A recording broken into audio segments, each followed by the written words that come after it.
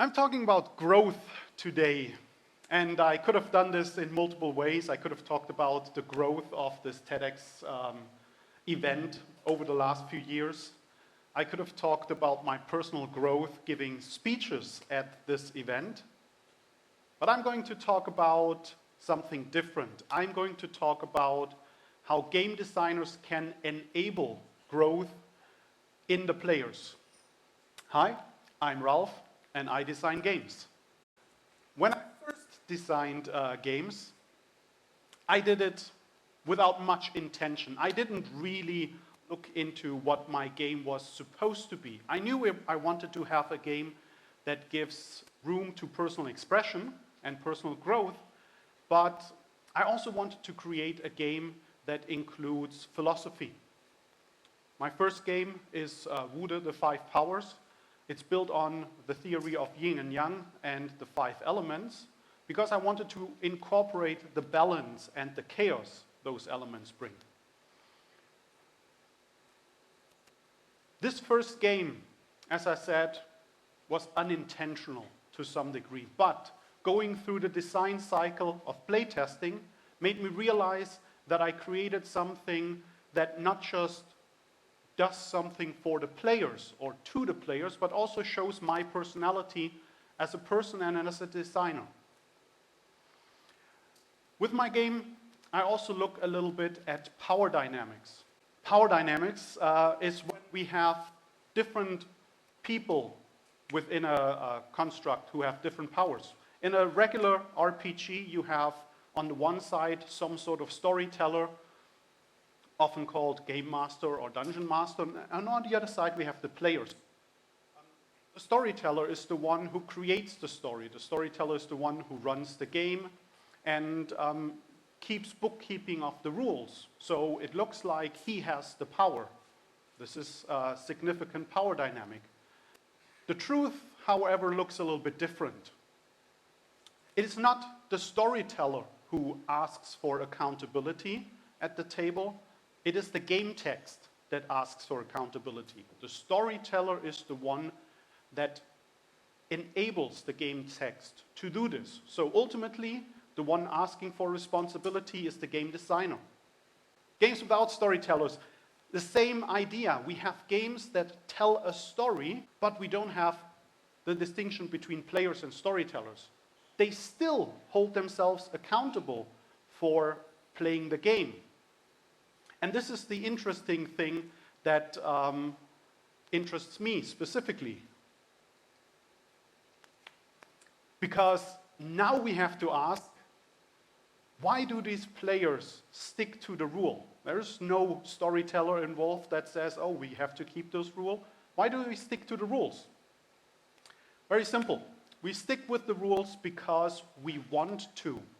If we play a game and completely say, let's just not do any rules, let's do whatever we want, that's fun for a little bit.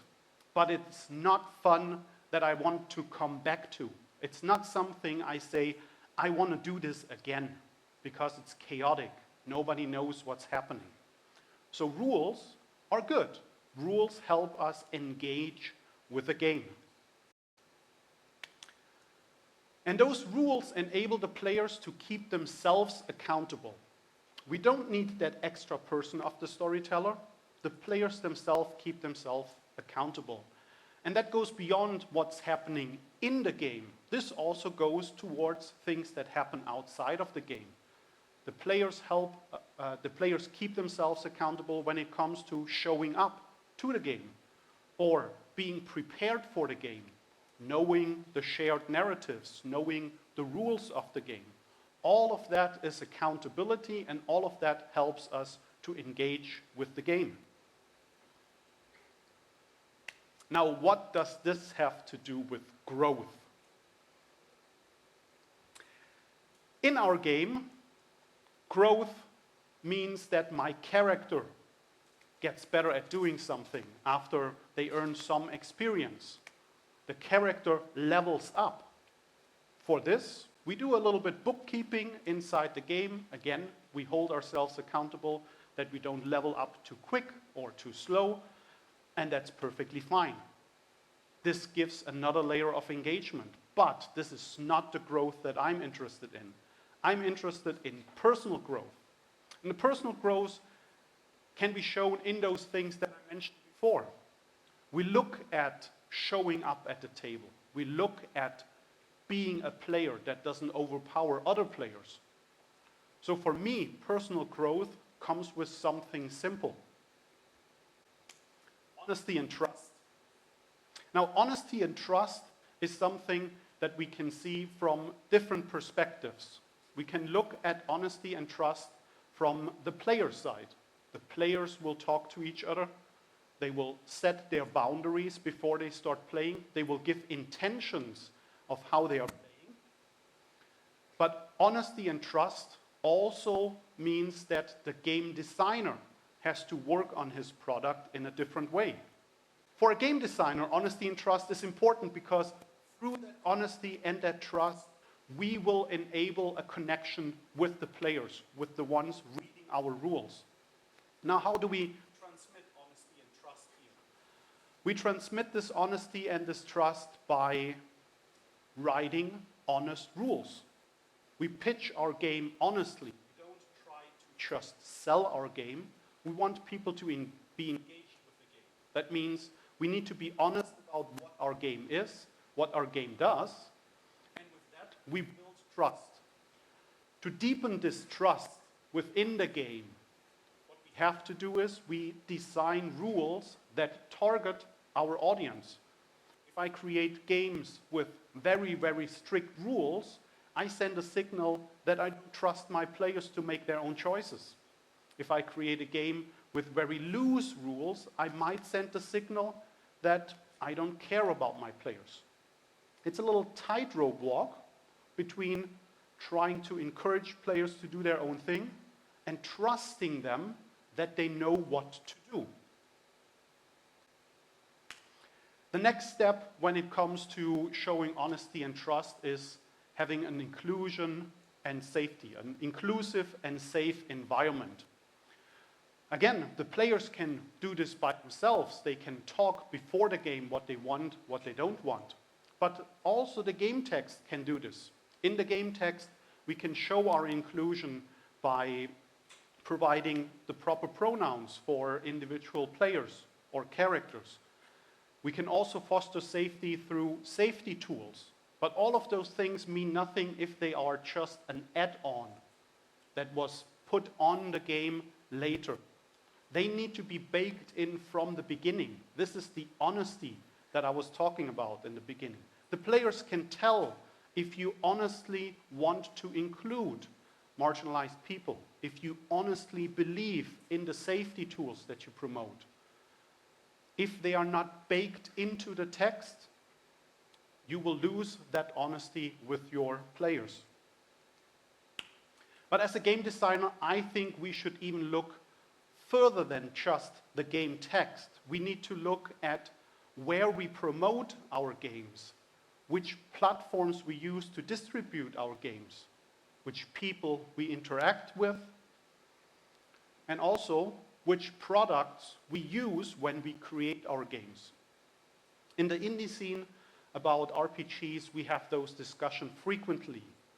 People talk about how big names in the industry are abusing their power and take opportunities or ideas away from marginalized people. For myself, I decided to make sure that I make specific choices when I write my games, when I design my product, and when I contribute to the social environment my games are going to be played. These choices are part of what makes a game designer inclusive. Because here we can see how we interact with different people. I'm going to give you a few examples from my own games. I try to use gender-neutral pronouns that help include everyone.